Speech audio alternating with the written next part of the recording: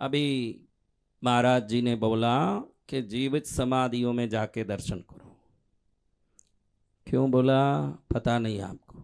मंदिर जाओगे या तो जिस देवता के पास जा रहे हो उनका जप किए हुए होना चाहिए, या उनके फल फूल ले जाके प्रसन्न करने वाले।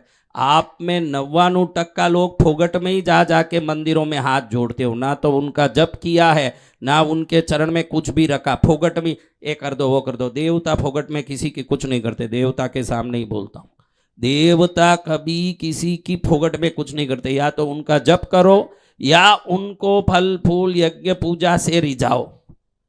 लेकिन जीवित समाधि में जाओगे एक तिनका ले जाने की जरूरत नहीं। फोगटिया आदमी को भी कृपा मिलेगी, वो जगह में सब कुछ मिलेगा। वहां आपको कुछ भी ले जाने की जरूरत नहीं। आपके घर के आदमी के पास 1 करोड़ है घर में, आपको कुछ दिक्कत हो गई मांगना है, और पड़ोसी के पास 1 करोड़ है, कौन देंगे भाई? क्यों?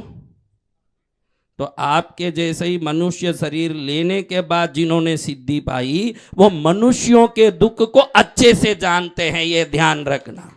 जिन्होंने मनुष्य जन्म लिया, मनुष्य रूप में जन्म लिए, लेकिन वो देवत्व प्राप्त कर लिए, वो सब कुछ जानते हैं। और देवता देवलोक में रहते हैं, आप कैसे रहते हैं, उनका भोग विलास, उनका जीवन। रिझाओगे तो ही रिझेंगे, अपने आप नहीं रिझेंगे। लेकिन गुरु आपके बिन रिझाए ही रिझ जाएंगे, ये गुरु की कृपा है, क्योंकि वो मनुष्य शरीर ही है। क्या है?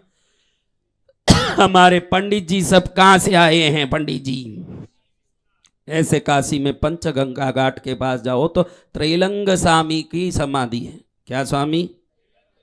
हाँ, कभी जरूर जाना, वो समाधि कम की नहीं है। ऐसे महापुरुष गंगा के अंदर एक बार मालूम पड़ा कि 5000 किलो वजनी शिवलिंग गंगा की पानी में पड़ी है। हाथियां ले गए, बड़े बड़े सांकल डाल से हाथियों से खींचने की कोशिश की, कुछ नहीं हुआ। त्रैलंग स्वामी जी के कान में समाचार पहुंचा कि बहुत बड़ा शिवलिंग गंगा में पड़ा है, और गंगा में पड़े हुए शिवलिंग को हाथी खींच नहीं पा रहे हैं। स्वामी जी ने कहा कि कहाँ है वो शिवलिंग, बताओ। स्वामी जी गए कि यहाँ है शिवलिंग पानी में। पानी 25 फुट ऊंडा। कितना? 25 फुट ऊंडा पानी, उसके नीचे शिवलिंग है। हाथी कहाँ से खींचे? सांकल खींचे, बाहर से खींचे। इतना दूर है कि सांकले का बल हाथी को वहां तक पहुंच नहीं पा रहा, हाथी नहीं खींच पा रहा। 25 फुट ऊंडे पानी में स्वामी जी ऐसे ही पानी पर चल के गए, पानी में ऐसे ही ऊंडे घुसे, पानी से जैसे बाहर निकला, अपने खाक में दबा के वो शिवलिंग को ले आके पंचगंगा घाट में लगा है। आज भी उस शिवलिंग का आप दर्शन कर सकते हो, जो त्रैलंग स्वामी जी ने अपने खाक में रख के लाके स्थापित किया है। कम से कम 8-10 फुट ऊंचा, 5000 किलो वजनी शिवलिंग को खाक में दबा के लाए। एक टाइम में भोजन करते थे तो 300 किलो बैंगन की सब्जी और 800 किलो चावल पका के एक ही समय में खाते थे। ऐसे ऐसे महापुरुषों से बना हुआ ये भारत में हमने जन्म ले लिया, ये उससे ज्यादा क्या आता है? हम जन्म लिए, ये महापुरुष जहां जन्म लिए।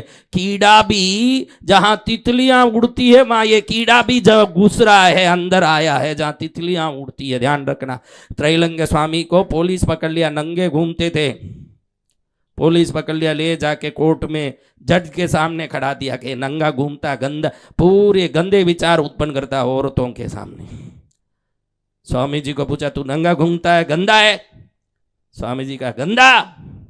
तुरंत पीछे हाथ किए, तट्टी आ गई हाथ में, तट्टी कर लिया स्वामी जी ने हाथ में। देखो ये है गंदा, तट्टी दिखाता है। अंग्रेजी जज था, बहुत गर्म हो गया, अंग्रेजों का जमाना था, एकदम गर्म हो गया कि मेरे को तट्टी दिखाता। तट्टी देख, आंख खोल के बराबर। जैसे ही ऐसे दिखाया, मोगरे के फूल बन गए जितना भी मल। साक्षात शंकर माने जाते थे। एक आदमी को मन में विचार आया, इसकी क्या पूजा करते हैं? भगवान तो शंकर विश्वनाथ तो बैठे हैं, इसकी क्या पूजा हो रही है? वो बाहर बैठे थे वृक्ष के सामने, उनको देखते देखते ऐसे भाव करते हुए, नफरत करते हुए विश्वनाथ पर गया। शिवलिंग पर माला पहना के वापस जब लौट रहा है तो देख रहा है कि इसकी पहनाई हुई शिवलिंग इनके गले में पड़ी हुई है। ये हैं त्रैलंग स्वामी, जो साक्षात विश्वनाथ की तरह काशी में पूजे गए हैं। कैसे पूजे गए? हाँ, विश्वनाथ की माला उनके गले में आ जाती थी। शंकर बोलते थे कि ये भी मेरा विश्वनाथ ही है। ऐसे महापुरुष जन्मे, ये भारत भूमि है।